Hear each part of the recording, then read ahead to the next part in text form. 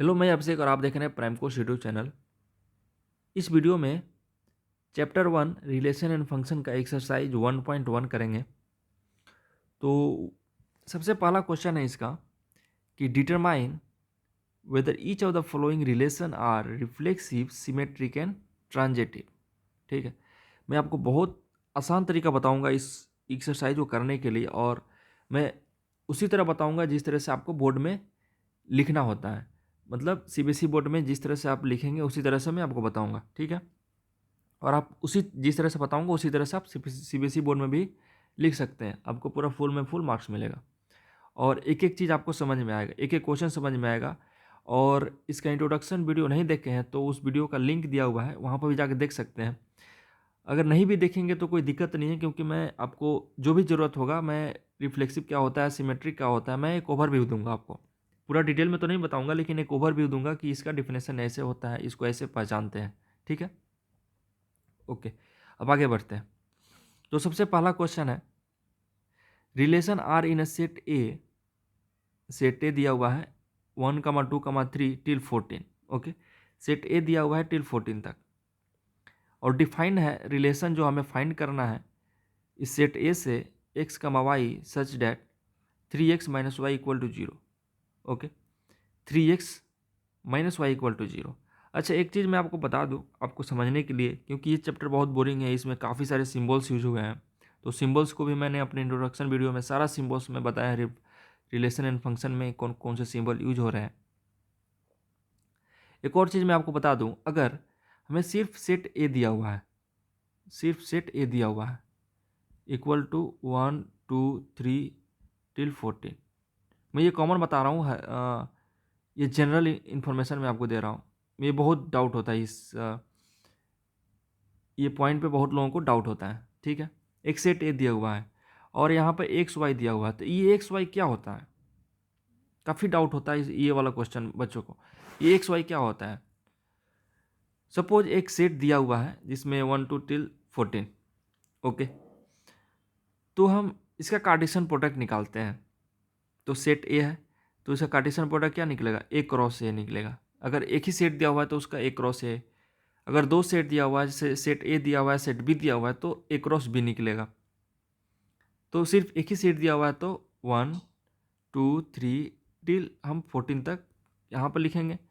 Same 1, 2, 3 till 14 तक यहाँ पर लिखेंगे।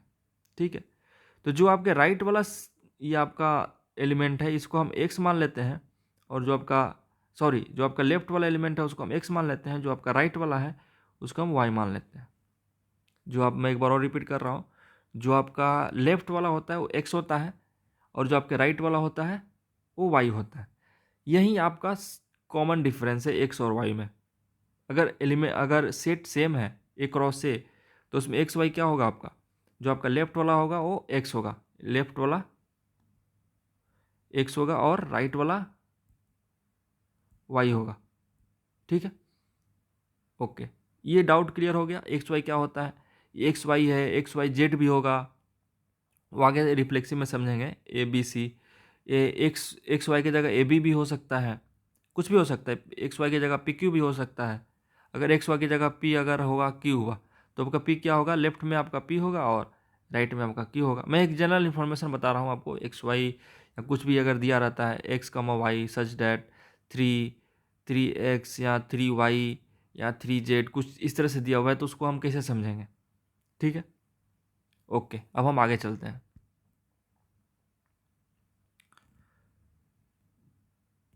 तो अब हम क्वेश्चन 1 सोल्व करेंगे। सेम इसी तरह आपको एग्जाम में सोल्व करना है। सेम आपको इसी तरह एग्जाम में आपको सोल्व करना है। फर्स्ट का सॉल्यूशन मैं पूरा स्लोली बताऊंगा, ये आपको समझ में आ जाएगा। गिवन क्या दिया हुआ है? Given set A equal to 1, 2, 3 4 such that till 13 till 14 दिया हुआ आपको। ओके, और रिलेशन आर क्या दिया हुआ है? X comma y such that 3x minus y equal to 0, ये दिया हुआ है आपको। तो 3x minus y equal to 0 का आप क्या लिख सकते हैं, 3x इक्वल टू वाई लिख सकते हैं। ओके, हमें एक अब रिलेशन बनाना है इस कंडीशन पे। ये आपका कंडीशन हो गया, ये आपका क्या हो गया, कंडीशन हो गया।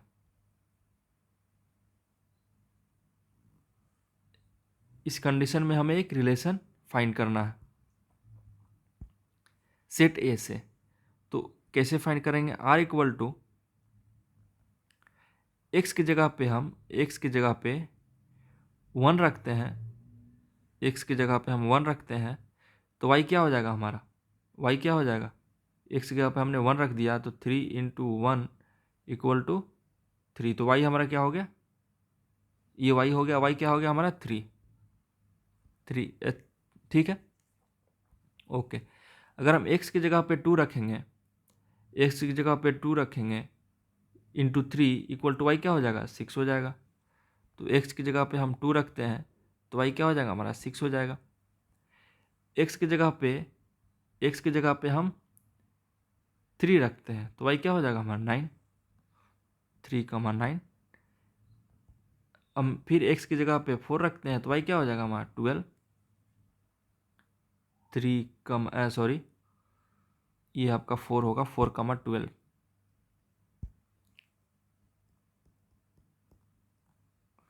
अगर हम x की जगह पे 5 रखते हैं तो y क्या हो जाएगा आपका 15, लेकिन 15 y हमारा नहीं होगा, ये वाला हम रिलेशन में नहीं लिखेंगे, इसका हम ऑर्डर पर नहीं बनाएंगे, क्योंकि 15 हमारा मैक्सिमम कहाँ तक है, 14 तक है, ठीक। और मैक्सिमम कहाँ तक है, 14 तक है। x भी 14 तक जा सकता है और y भी 14 तक जा सकता है, लेकिन x हम 5 रख रहे हैं तो y क्या हो जा रहा है 14, तो y हमारा मैक्सिमम कहाँ तक जा सकते हैं, x हम 5 रख रहे हैं तो y क्या हो रहा है 15 हो रहा है, लेकिन हम मैक्सिमम कहाँ तक जा सकते हैं, 14 तक जा सकते हैं, तो ये वाला नहीं लिखेंगे, ठीक है। बात समझ में आ गई, ओके। तो हमारा ये हो गया रिलेशन, और रिलेशन के अंदर ये जितने भी ये x, 1, 3, 2, 6, 3, 9, 4, 12 ये ऑर्डर पेयर कहलाते हैं। तो टोटल कितना ऑर्डर पेयर हुए, 4 ऑर्डर पेयर हो गए, ठीक है। यहाँ तक समझ में आ गया। अब हम ये सीखेंगे कि ये रिफ्लेक्सिव है कि नहीं, सिमेट्रिक है कि नहीं, ट्रांजिटिव है कि नहीं, ठीक है। उसके लिए आपको रिफ्लेक्सिव के डिफिनेशन पता होना चाहिए कि रिफ्लेक्सिव किस कंडीशन में होता है, सिमेट्रिक किस कंडीशन में होता है, ट्रांजिटिव किस कंडीशन में होता है, ठीक है। तो मेरा पिछला अगर वीडियो आप देखे होंगे तो आपको पता होगा, या बुक का डिफिनेशन आप पढ़े होंगे तो पता होगा, लेकिन अगर आप नहीं पढ़े हैं और वीडियो भी नहीं देखे हैं, आपको उसका डिफिनेशन नहीं भी पता है, तो मैं आपको सिर्फ उसका एक सैंपल दूंगा कैसे पहचानते हैं। पूरा डिटेल में तो नहीं बताऊंगा, काफ़ी टाइम लग जाएगा, आप वहाँ पर जाकर देख सकते हैं पूरा डिटेल में, लेकिन मैं सिर्फ आपको एक सैंपल दूंगा कि इस तरह से हम पहचानेंगे कि ये रिफ्लेक्सिव है, सिमेट्रिक है या ट्रांजिटिव है। ओके, अब रिफ्लेक्सिव कैसे पहचानेंगे। रिफ्लेक्सिव का कंडीशन होता है कि जैसे अगर हमारा कोई सेट है, सेट ए दिया हुआ है 1, 2, मैं एग्जांपल के बता रहा हूँ। तो अगर ये जैसे रिलेशन, अगर हम 1, 2 में कोई relation, for example r equal to 1, 1, 1, 2, 2, 2 ये रिलेशन है, सेट ए में से एक हम रिलेशन बनाए r इक्वल टू ये, तो ये रिफ्लेक्सिव होगा। रिफ्लेक्सिव इसलिए होगा कि ये जो सेट ए में जो एलिमेंट दिया हुआ है 1, 2, इसका डबलेट बन रहा है, मीन्स 1 का 1, 1 बन रहा है, 2 का 2, 2 बन रहा है। ये 1, 2 से हमें कोई मतलब नहीं है, ठीक है। 1, 1 और 2, 2 होना चाहिए। अगर हम सेम अगर सेट एक डिफरेंट सेट लेते हैं, सेट ए इक्वल टू 1, 2, 3, तो जो रिलेशन के अंदर जो हमारा ऑर्डर पेयर होगा वो इस तरह होना चाहिए, 1, 1, 2, 2, 3,3 इस तरह से होना चाहिए। तो ये जो रिलेशन है ये हमारा क्या हो जाएगा, रिफ्लेक्सिव हो जाएगा। मीन्स सेट ए में या जो भी सेट है ए या बी जो भी कह लीजिए, उस सेट के अंदर जो भी एलिमेंट है 1,2,3 उसका डबलेट होना चाहिए। मीन्स 1 का 1,1, 2 का 2,2, 3 का 3,3। अगर 4 होता तो 4,4 होता। ओके, तो ये होना चाहिए, तब जाके वो क्या कहलाएगा, रिफ्लेक्सिव कहलाएगा। ठीक है, यही चीज़ है रिफ्लेक्सिव। मैं यहाँ पे डेफिनेशन लिखूंगा नहीं, यहाँ पे मैं सिर्फ आपको बता दिया। ओके, तो ये क्या रिफ्लेक्सिव है? तो ये रिफ्लेक्सिव नहीं है। क्यों नहीं है? क्योंकि 1,1 नहीं है, 2,2 नहीं है, 3,2 नहीं है। ठीक है, तो अगर 1,1 ही नहीं है तो हम आगे नहीं बढ़ेंगे, सिर्फ इतना ही पर रुक जाएंगे। ओके, तो अब हम लिखते हैं कि relation R is not reflexive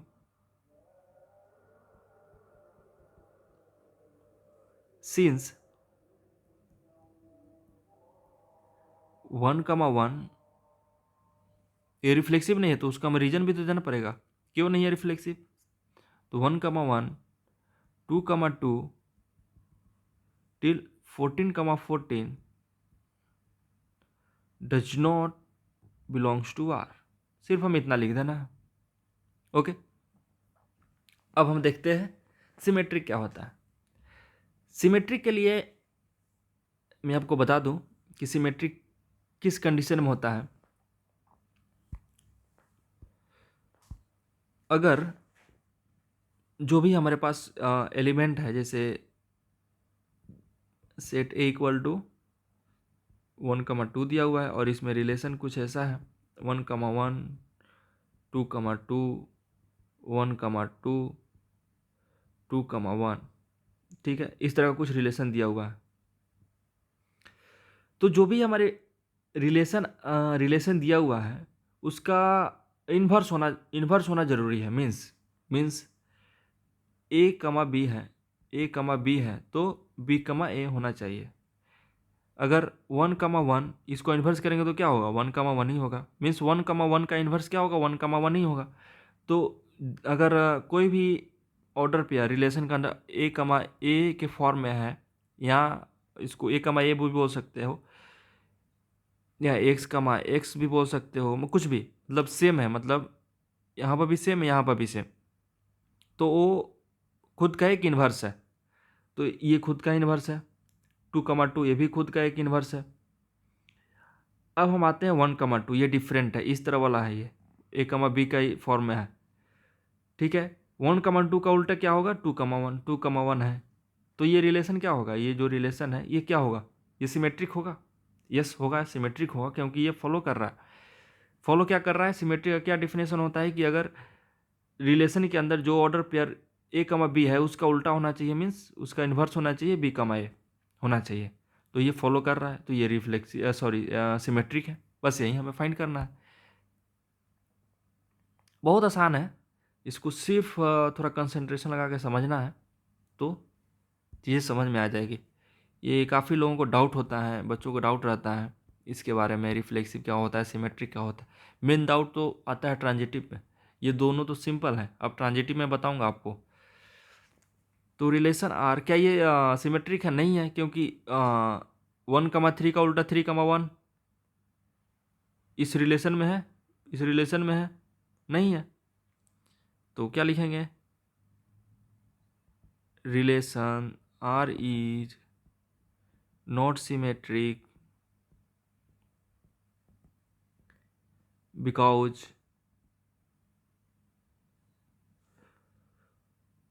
1,3 belongs to R. Okay, 1,3 belongs to R, but 3,1 does not belongs to R. बस इतना लिखना है, हो गया काम। एक एग्जाम्पल देकर बता दिए क्यों नहीं है सिमेट्रिक। अब हम ये इतना थोड़ी लिखने जाएंगे कि 2,6 बिलोंग करता है और 6,2 नहीं है। अब सबके लिए नहीं लिखने जाएंगे, एक एग्जाम्पल बता दिए कि हाँ 1,3 बिलोंग्स टू आर और 3,1 not does not belongs to R, so that it's not symmetric. बस एक एग्जाम्पल काफ़ी है। ओके, अब हम चलते हैं ट्रांजिटिव पे। तो मैं ट्रांजिटिव भी आपको एक बार समझा दे रहा हूँ कि ट्रांजिटिव क्या होता है। सपोज कि एक सेट है, सेट ए इक्वल टू 1,2,3,4, ठीक है। और इसमें कुछ रिलेशन ये है, आर इक्वल टू 1,1, 2,2, 3,3, 1,2। ये काफ़ी मैं टाइम लेकर बता रहा हूँ ये क्वेश्चन, मतलब ये क्वेश्चन अगर आपको 100% समझ में आ गया तो एक्सरसाइज 1.1 आपको समझ में आ गया, और मेरा जो वीडियो इंट्रोडक्शन वीडियो वो भी देखने की ज़रूरत नहीं पड़ेगी, ये क्वेश्चन सिर्फ आपको समझ में आ गया तो। अब हम लिखते हैं 3,1, ओके। और एक रिलेशन R1 इक्वल टू 1,1, 2,2, 3,3, 4,4। और एक रिलेशन यहाँ पर भी लिख सकते हैं R2 इक्वल टू 1,2। ठीक है, बस ये हमारे पास तीन रिलेशन है, R1, R2। अब हमें इसमें फाइंड करना है कि ये ट्रांजिटिव है कि नहीं। ओके, और मैं ट्रांजिटिव का कंडीशन आपको बता दूं, किस कंडीशन में ट्रांजिटिव होता है। सपोज कि A, B belongs to R, ठीक है। B, C, अब C क्या होता है, एक नया आ गया चीज C। अभी तो हम AB पढ़ रहे थे, XY पढ़ रहे थे, अब C क्या हो गया, तो C भी बता रहा हूँ क्या होता है। A, B belongs to R, B, C belongs to R, तो A, C belongs to R। अगर ये दोनों फॉलो कर रहा है, A, B belongs to R और B, C belongs to R, तो A, C बिलोंग करना चाहिए उस रिलेशन से।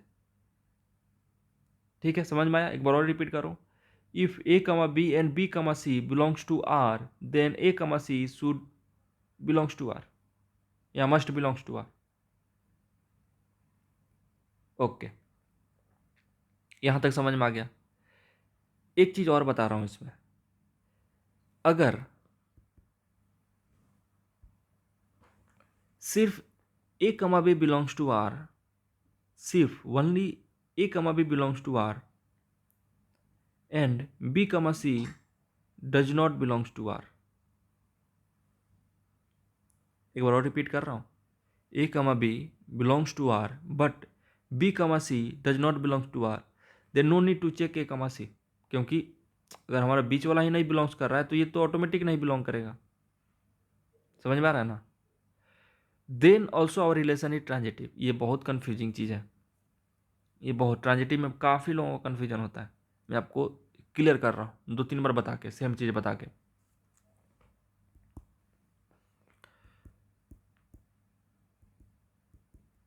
एक बार और बता दूं, if A, B belongs to R and B, C does not belongs to R, then also relation is transitive। Okay, दूसरा कंडीशन जो मैं सबसे पहले बताया था, if A, B belongs to R, B, C also belongs to R, then A, C must be belongs to R, तब जाके ये रिलेशन ट्रांजिटिव होगा। अभी तक बात नहीं चमका, अब एग्जाम्पल देखते हैं। आर जो है, सपोज इसको हम ए ले लें, इसको हम भी एक थोड़ा कलर इसका चेंज कर देते हैं ताकि समझ में आए। इसको हम ए ले लेते हैं, इसको बी ले लेते हैं। तो क्या बी और सी है, जैसे बी टू से शुरू होना चाहिए, बी टू से शुरू होना चाहिए। ये बी हो गया और ये सी हो गया। ओके, हो गया। ओके, ए, बी भी belongs to R, A, B belongs to R, B, C belongs to R. B, C, इसी को हमने क्यों लिया, ये भी कई लोगों को डाउट होगा कि इसी को हमने क्यों लिया। तो इसलिए हमको लिया, इसलिए हमने इसको लिया क्योंकि बी का वैल्यू क्या है, 2 है, तो बी का वैल्यू क्या होना चाहिए, 2। समझ में आ गया ना, इसीलिए हमने लिया। और दूसरे ऑर्डर पेयर में टू से की कहीं स्टार्टिंग ही नहीं है। यहाँ पे 1 से स्टार्टिंग है, यहाँ पे 3 से है, यहाँ पे 1 से है, यहाँ पे 3 से है। ठीक, समझ में आ गया? ओके, तो इसीलिए हमने इसको लिया B comma C. A comma B belongs to R, B comma C belongs to are, तो ए कमा सी होना चाहिए, ये मस्ट। एक तो ए कमा सी क्या है, ए का वैल्यू क्या है 1, ए का वैल्यू क्या है 1, और सी का वैल्यू क्या है 2, तो 1 कमा 2 कहीं है तो यहीं तो है, तो ये ए कमा बी भी होगा और ए कमा सी भी होगा। ठीक, समझ में आ गया? तो ये एक चीज़ फॉलो हुआ, अभी ख़त्म नहीं होता है ये, हमको सारे पे चेक करना पड़ेगा। अब हम दूसरा चेक करते हैं। सपोज इसको हमने ए लिया, ठीक है, इसको हमने बी लिया, तो 1, अच्छा, और कोई दूसरा है जो 1 से शुरू हो रहा है बी, अच्छा इसको हम बोल सकते हैं बी बोल सकते हैं, और इसको 2 को सी बोल सकते हैं। ठीक है, A B B C follow कर रहा है, तो क्या सी ए फॉलो कर रहा है? सी में 2 होना चाहिए, sorry, A B B C, ठीक है, फॉलो किया। क्या ए सी फॉलो कर रहा है? ए थ्री और बी ए3 और C2, तो A3, 2, क्या ये फॉलो कर रहा है कहीं 3, 2 है? तो नहीं है। तो अगर नहीं है 3, 2 तो डायरेक्ट बोल देंगे कि ये ट्रांजिटिव नहीं है, ये आर रिलेशन ट्रांजिटिव नहीं है, ये ट्रांजिटिव नहीं है। ठीक है, अब हम चलते हैं R1 पे, इस रिलेशन पे सेम देखेंगे ए कमा बी कमा सी और ए कमा सी। तो इसको अगर हम ए लेते हैं, इसको बी लेते हैं, तो क्या बी कमा सी कहीं है? बी कमा सी मतलब 1, मतलब बी पे तो 1 होना चाहिए, सी में आप कुछ भी ले सकते हो, 2, 3, 4 कुछ भी जो भी होना चाहिए उस रिलेशन के अंदर ही, मतलब 5 भी नहीं ले सकते हैं क्योंकि रिलेशन के अंदर 5 है ही नहीं। तो 1, 2 कहीं है, या 3 है, या 4 है, नहीं है। लेकिन ए कमा बी फॉलो कर रहा है, तो हमने क्या बताया था, अगर ए कमा बी फॉलो कर रहा है, बी कमा सी फॉलो नहीं कर रहा, तब भी रिलेशन ट्रांजिटिव होगा। ओके, तो ये ए बी होगा, ए भी ट्रांजिटिव, ए बी फॉलो कर रहा है, बी सी है ही नहीं, ए बी बी सी है ही नहीं, तो ये क्या हो जाएगा? ट्रांजिटिव हो जाएगा। चीज़ समझ में आ गई?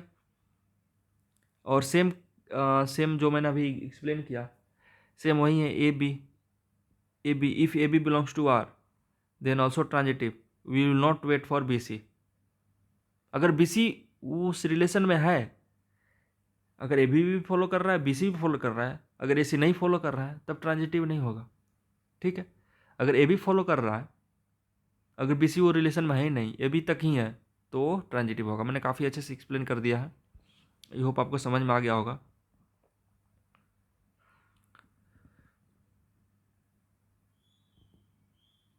अब हम चलते हैं एग्जाम्पल पे, सॉरी हाँ एक्सरसाइज पे। तो क्या ये ट्रांजिटिव है? तो ये ट्रांजिटिव, अच्छा देखते हैं, ये आपका ए हो गया, ये आपका बी हो गया, इंक हमने चेंज कर ले रहा है ताकि आपको समझ में, ए हो गया, ये बी हो गया, तो बी आपका 3 है, तो 3 कहाँ से स्टार्ट हो रहा है? तो ये बी हो गया, आपका सी हो गया, तो सी हो गया 9 और ए हो गया 1, तो ए कमा सी में क्या होगा? 1, 9, 1, 9 रिलेशन में है नहीं है, तो ये ट्रांजिटिव नहीं होगा। यहीं पर हम बोल देंगे कि relation R is not transitive because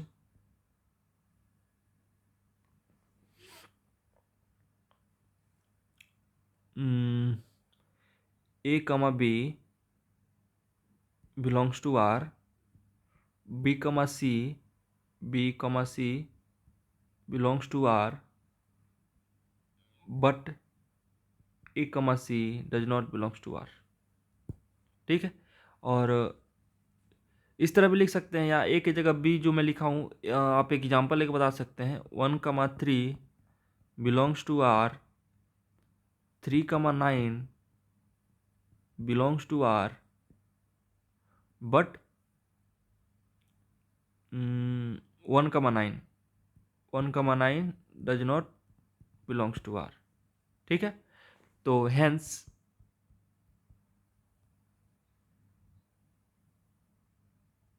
relation is not reflexive, symmetric and transitive. यहाँ तक आपको करना पड़ेगा, लिखना पड़ेगा। तो ये कंप्लीट सॉल्यूशन है।